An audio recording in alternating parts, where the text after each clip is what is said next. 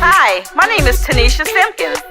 I want to invite you to tune in to the Table Talk Radio Show, where we'll be having candid conversations about politics, education, fashion, reality shows, what's trending, and more. I want to hear what you have to say.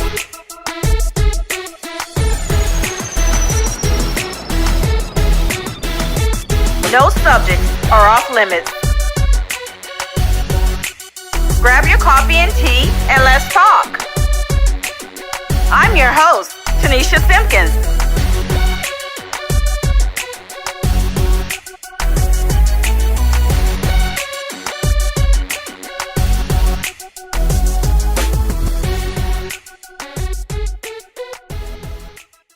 On the Table Talk Radio Show, again, we're Candid Conversations.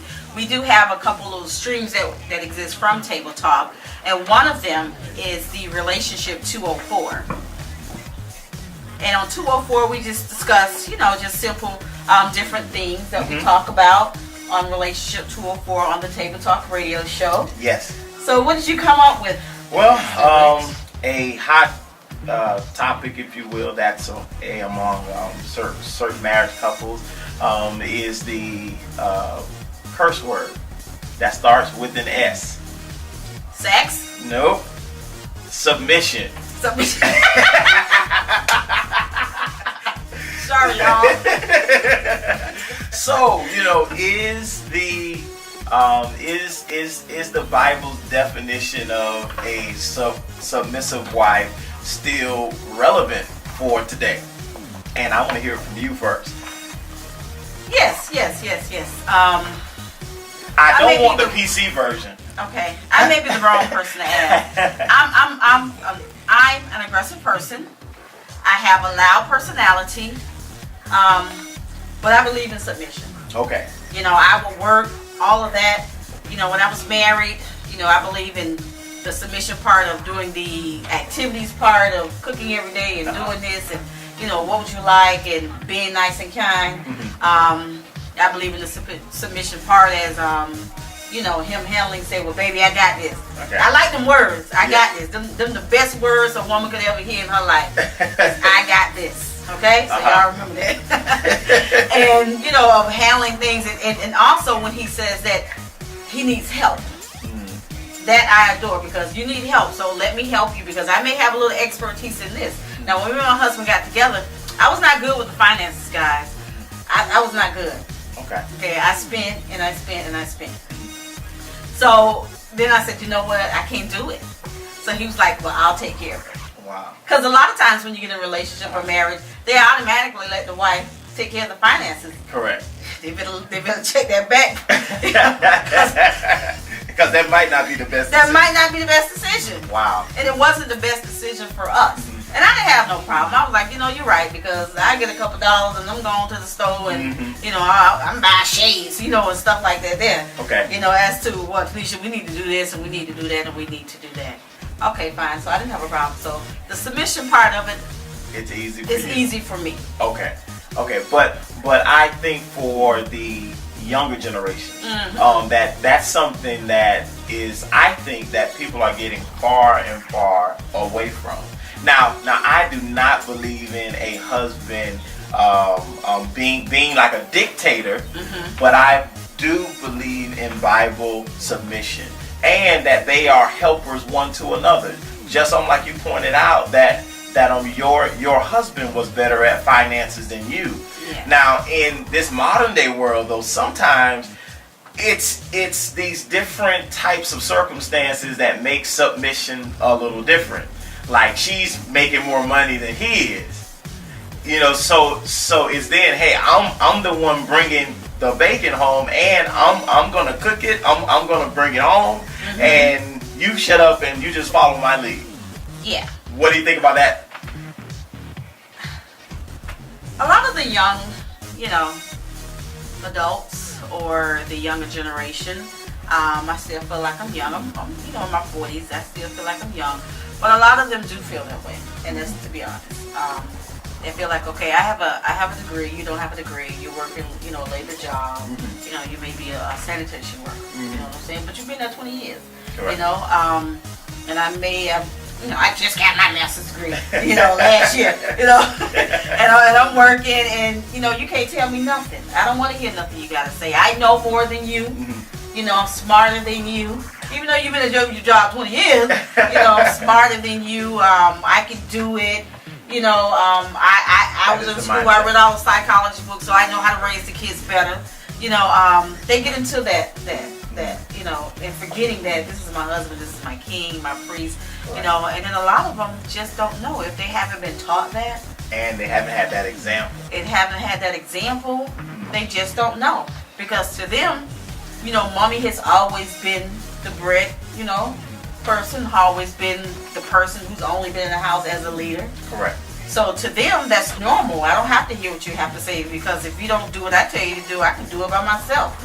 Trust me. And that's the attitude that they will give you. The attitude. I can do it. But we don't want to do it. I don't want to do it. I want some help. Okay? I want some help. and somebody that's going to take the lead on things. Exactly. So, yeah, if you guys have anything to say in regards to it, or any questions, when we're talking about submission to your husband, you can always give us a call. The phone number here is 914-338-0414. Just give us a call and let us know what you're talking about. And again, you're listening to the Table Talk Radio Show with your host, Tanisha Simpkins, and guest host, Pastor George Rich. Would you like me to call you Pastor George Rich, or George Rich, or Brother Rich? Pastor Rich is cool. Pastor Rich? Okay, awesome. But some people have a hang up, sometimes when you put pastor in front of their names when you address them. It's okay. Now, one of the things I did want to talk about is Thomas Eric, is it Duncan? Yes. Yeah. Thomas Eric Duncan. He's the one who had the Ebola. There was a lot of speculation that he wasn't given a fair dosage. And I'm one of those people that said that. There was the drug Z-MAP, I think that's what it's called. It was given to the first people that came over here with Ebola. Correct. And then all of a sudden, they ran out. How do you run out? Did you really only patent just 2? They ran out, so they gave them the experimental drug, which both of them was experimental, but they know that worked. Correct. Because if it worked on the first person, then it was going to work on the second person. Correct. And it should have worked on the third person. It should have worked on the third person. So they decided, well, we'll try something else, a little lesser, to see if it works on him. Wow. So now they volunteered to him to be a guinea pig, is what they call it, or a tester, when they do the lab tests on the rats and so forth, pigs. So now they volunteered him to be, I don't know if he had to sign anything or whatever the case may have been. To him, he just wanted help. He just wanted help. And it didn't work. Correct. And I said that, and the CDC person, I can't remember his name, said this virus is like AIDS virus. Worse. He said that a few days ago. And I said the only reason it's like AIDS virus is how you distribute it. Because just like when AIDS first came, the low medicine was for the poor. And if you had money, then you got certain types of... you got the higher grade. What they call it. What do you call it? A cocktail. Cocktail type of drug or the different drugs. So, and that's the same way. That's how it looks that it may be. Hopefully it's not something that spreads so much, because it is curable, because there are people who in Africa have cured from this. They have actually medicated and helped themselves. They put on there, a young lady, her whole family had it, and she brought them back. Wow. So it can be, the virus can be treated. With the right treatment.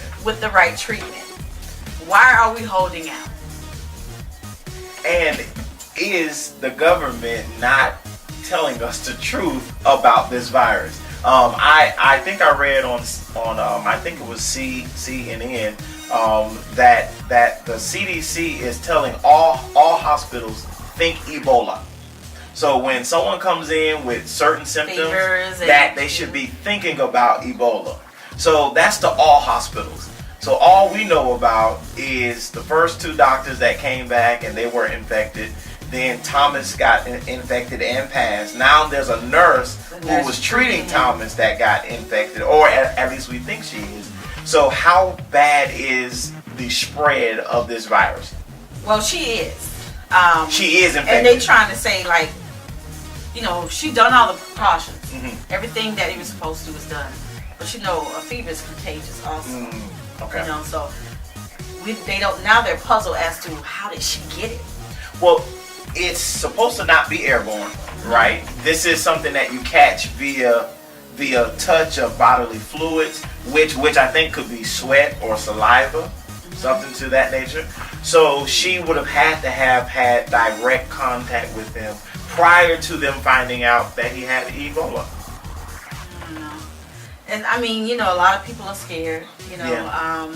And then you have the other virus that's out now, that's passing with the children. Okay. You know, remember that one time before it was the H1N1, that virus was out pretty strong, but it's nothing like the one that's out right now, the virus 8, with that contracts with the kids, and they're actually passing along pretty rapidly. And it's like, well, where does all this come from? You know, like, I had to take my sister to the Miami airport yesterday, and I was like, girl, I'm not going to International Miami Airport. I was like, there's too many people coming in and out, right? Where's your mask? I don't, you know, you have to be careful. And then so many people have vacations, you know, soon to come, especially come Christmas time. You have a lot of people that travel international that come, especially here, especially when it comes springtime. I mean, what are we going to be doing? Walking around, you know, scared of everyone. Looking at a person who's African descent and thinking he probably with his cousin last week. And I ain't trying to make funny, but I'm just saying. Correct. You know, a lot of my African brothers and sisters live here in Miami, Atlanta, DC, you know, those areas. So, I don't know. It's going to be a critical thing to watch in the next coming weeks about how all of this is going to plan out. Well, I hope it plans out good, because one of the things also, and I don't want to get all fight the power, but I just, you know, it's sort of like a little genocide to me, you know? That's a conspiracy That's theory. a conspiracy. That's a conspiracy. Don't have nobody knocking at my door right now, but I do believe they just want our land, you know? So, I don't know, call me, I could be wrong. Hi, my name is Tanisha Simpkins.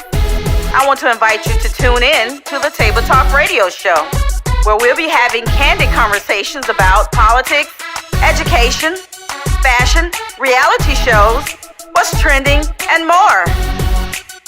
I want to hear what you have to say.